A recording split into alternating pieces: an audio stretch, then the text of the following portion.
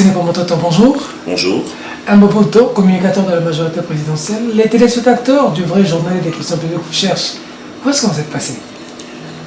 Salomon, l'Ecclésiaste, a dit qu'il y a un temps pour toutes choses. Il y a un temps pour communiquer, il y a un temps pour réfléchir, il y a un temps pour sourire, un temps pour pleurer. Un temps pour se cacher. Actuellement, c'est le temps pour se concentrer sur le processus électoral. Vous avez les candidats députés provinciaux, vous aurez aussi des nationaux. Bien sûr, au niveau des députés provinciaux, nous avons aligné 679 candidats. Et au niveau de la députation nationale, nous avons aligné 431 candidats. Et au niveau de la présidentielle?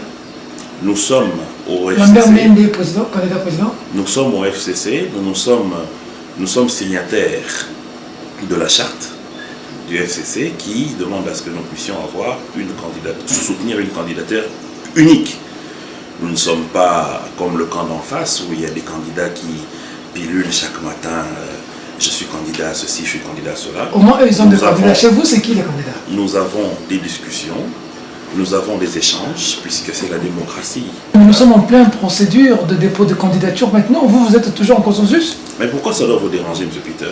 Parce qu'il faut aller déposer. Vous avez appris que la CENI a clôturé. Pourquoi ça vous dérange? La CENI clôture dans quelques jours. Mais alors, ce n'est pas à vous de nous dire quand est-ce qu'il faut déposer. Nous savons quand nous allons le faire. Votre candidat fantôme, c'est qui? Fantôme, je ne sais pas de quoi vous parlez. Pourquoi il serait fantôme? C'est qui? Parce qu'il n'est pas connu jusqu'à aujourd'hui. C'est ça la question. Votre candidat, c'est qui? Donc, M. Peter, vous, de votre regroupement, votre candidat, c'est qui? Prenez votre mal en patience. Dans quelques jours, vous allez être informé du candidat du FCC que nous allons soutenir puisque nous avons signé cette charte. Parce que nous croyons dans le leadership de Joseph Kabila. Deux événements ont émaillé la semaine. D'abord, le retour de Jean-Pierre Bemba. 10 ans après, il est revenu. Bandouful. Il a déposé sa candidature. Votre réaction? Un adversaire de taille aujourd'hui. Sa candidature qui a été déposée est un droit légitime de M. Bemba de pouvoir se présenter. Maintenant, posons-nous la question sur les critères qui permettront à ce que cette candidature puisse être validée. Loin de moi l'idée de me substituer à la CENI qui fait un premier toilettage. Vous le faites déjà, et vous ensuite, de la majorité, votre porte-parole l'a dit clairement dit, que Bemba ne va pas être validé. Mais M. Peter, je ne vous comprends pas. Soit vous êtes journaliste, soit vous êtes partisan. Je suis journaliste, je suis André Alain Atoun de dire ça, votre porte-parole de la majorité présidentielle. Si vous êtes journaliste, vous devez savoir que ce même micro que vous me tendez, vous le tendez aussi à ceux de l'opposition qui disent que Joseph Kabila n'a pas le droit de se représenter. Selon la Constitution. Mais voilà. Pourquoi lorsque nous, majorité présidentielle, nous émettons aussi des avis sur le fait qu'un citoyen congolais ne puisse pas se présenter puisqu'il a été condamné par la Cour pénale internationale pour subornation de témoins. Qui n'est pas repris dans la loi électorale? La loi électorale ne reprend pas les griefs, c'est la loi congolaise qui reprend les griefs. Et les griefs qui sont repris dans la loi congolaise. Mais la loi congolaise s'ouvre aussi aux textes que nous ratifions à l'étranger. N'oubliez pas, si vous plaît. Dans les critères d'éligibilité, il n'y a pas de subornation de témoins par rapport à la loi électorale. Non, dans le critère d'éligibilité, il y a le fait que... Il y a la corruption, pas la subornation de témoins. Non, pour un candidat président de la République, le casier judiciaire doit être vierge. Lorsque vous avez une condamnation, cela vous disqualifie. Maintenant, il ne faut pas chercher subornation de témoins dans la loi congolaise, étant donné que la loi congolaise, justement, est en dessous des traités et chartes que nous signons à l'étranger. Nous avons signé les statuts de Rome qui reconnaît la subornation de témoins. De ce fait, il est tout à fait normal qu'aujourd'hui nous puissions prendre en compte la condamnation de M. Jean-Pierre Bemba. Nous sommes membres des statuts de Rome. Selon vous, à vous entendre parler, donc la candidature de Bemba sera rejetée par la CENI? Pas selon moi, au regard des textes de notre pays. Et je me dis que moralement, M. Peter, cela est inacceptable. Vous ne pensez pas que vous mettez la CENI en difficulté quand vous levez déjà des options comme ça? Déjà Kabila avait dit il faut être rempli les conditions d'éligibilité, lui-même il l'avait déjà dit, et puis c'est Atoun qui l'a dit, et puis c'est Monseigneur qui vient rajouter. Vous ne pensez pas que quand la CENI va trancher, ce sera difficile déjà parce que vous lui mettez en porte-à-faux? Monsieur Peter, vous pensez vraiment que la CENI a besoin de nos avis pour étudier un dossier? La CENI a un instrument, c'est la loi électorale. Moïse Katumbi devait entrer dans son pays vendredi, il n'est pas entré. Il y a Kasumbalé, ça met du côté Zambie. Du côté Congo, la DGM a déserté. Un contingent militaire impressionnant, les images et les photos. Votre réaction par rapport à ça? Je ne connais pas une ville ou une cité qui en Zambie s'appellerait Kasumbalesa. Kasumbalesa se trouve en République démocratique du Congo.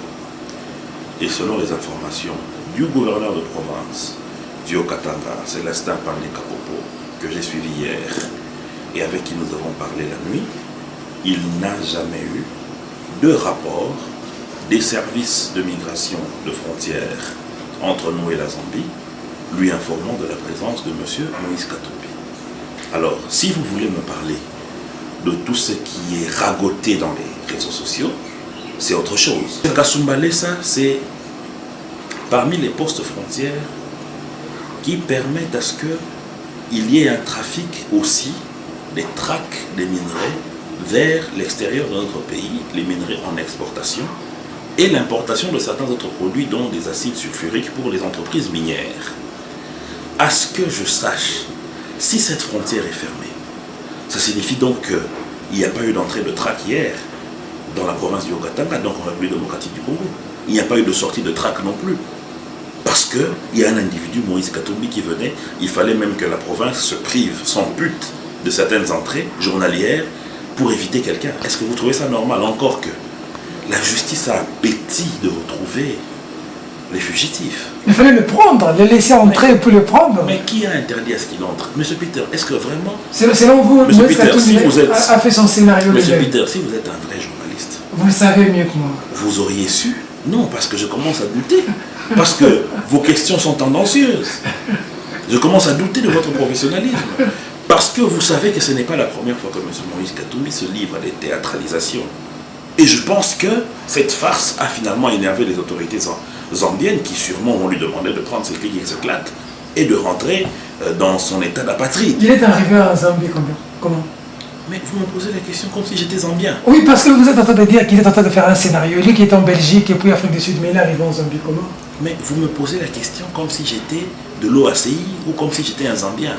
Comprenez donc par là que aujourd'hui, il y a certains opposants, comme ces deux que vous venez de citer, qui sont les plus dangereux, qui sont aujourd'hui, malheureusement, dans des situations qui ne, le plus dangereux pour votre régime, qui ne leur permettent pas, au regard des lois congolaises, de se présenter aux élections, se sont auto-exclus par leur propre responsabilité. Maintenant, lorsque vous dites qu'ils sont les plus dangereux, je ne pensais pas que la démocratie se conjuguait en termes de dangerosité. Alors vous n'allez pas dire que parce que deux individus se sont fait auto-exclure par leur propre responsabilité. Mais écoutez, lorsque vous posez des actes en toute liberté de choix. Donc c'est la majorité qui se choisit des adversaires maintenant. Mais comment vous dites qu'on se choisit des adversaires alors que c'est M. Bemba lui-même qui a corrompu des témoins? Ce n'est pas la majorité. Mais est-ce que vous ne voyez pas qu'on est dans un non-sens là? Est-ce que c'est la majorité qui a demandé à M. Katumbi, de briser le secret de silence sur son dossier qui lui avait été imposé par la justice lorsqu'il sortait pour se faire soigner? Est-ce que c'est la majorité qui a demandé à ce monsieur d'avoir une autre nationalité que la nationalité congolaise pendant autant d'années? Ça, c'est la justice qui parle. Est-ce que c'est la majorité? Non! Est-ce que c'est la majorité qui interdit qui avait demandé à ce monsieur de spolier les biens de M. Stoupi, pour lesquels aujourd'hui il doit répondre devant la justice? Pas du tout. Kabila en Angola, ça donnait quoi? C'était... Attends, voir les élections. On n'a pas pipé mot sur le processus électoral en République démocratique du Congo dans le sens de pouvoir faire le préfet d'école, parce que ça concerne la République démocratique du Congo. Il a interpellé Kabila. Souvenez-vous, il a interpellé Kabila. Il a appelé là-bas. Il a invité son homologue. Pour venir rendre des comptes. Et le président rendre de compte en tant que qui? Son papa ou le parrain de la RDC? Ça vous fait comment de voir votre président bien vêtu, mais avec beaucoup de barbe, quand on voit les chefs d'État hier? Comment ça va? Vous qui êtes avec lui, pourquoi toute cette barbe? C'est un style, qu'est-ce qui se passe? La population veut savoir un peu. Vous qui êtes avec lui. Non, mais écoutez. Le président a beaucoup de barbe maintenant. Pourquoi? Peter, mais est-ce que tel que je suis en face de vous, vous allez m'interdire d'avoir beaucoup de cheveux? Vous êtes qui pour m'interdire ça? Non, on veut savoir. Non, Vous qui je êtes vous pose la avec lui. question. Moi qui ai beaucoup de cheveux, je les ai pourquoi? Vous ne répondez pas à ma question. C'est mon choix. Voir le président avec la Monsieur barbe Peter, comme ça, la Monsieur barbe Peter, blanche. si vraiment nous commençons à nous poser des questions sur le fait que Monsieur Peter a une voix rock, pourquoi il a une Non, voix ça rock? c'est naturel. Si. Mais avoir la barbe comme ça. Ah, la barbe est ça, surnaturelle. Non, mais laisser la barbe. Non, c'est surnaturel. C'est volontiers. Mais donc, on n'a plus de volonté, par exemple, moi tel que Les je suis cheveux là, blancs là, de laisser les cheveux. c'est volonté. C'est volonté. Ah, Mais donc maintenant, vous êtes devenu un biochimiste pour analyser les gènes des gens pour dire que non, génétiquement, Est-ce vous que ne vous pouvez faites pas des- avoir, pourquoi les scientifiques génétiquement, vous ne arrêtent pouvez ça? pas avoir des cheveux blancs à cet endroit. Vous êtes Mais connectés. vraiment, je me rends Vous êtes compte que connectés. même la presse devient une bande de dictateurs. on veut savoir, le peuple veut savoir. Le peuple ne veut pas Ah, savoir. beaucoup de gens. Si ça vous dérange, si Non, ça vous on l'a dérange, vu avec dites-le. Lorenzo, mais lui avec beaucoup de barbe. On veut savoir pourquoi. Mais le Et peuple pour- angolais, et un le problème peuple avec son angolais, coiffeur. le peuple angolais aussi se demande pourquoi Lorenzo n'a pas de cheveux. Parce que pour vous, il faut soit qu'on ait moins de cheveux ou beaucoup.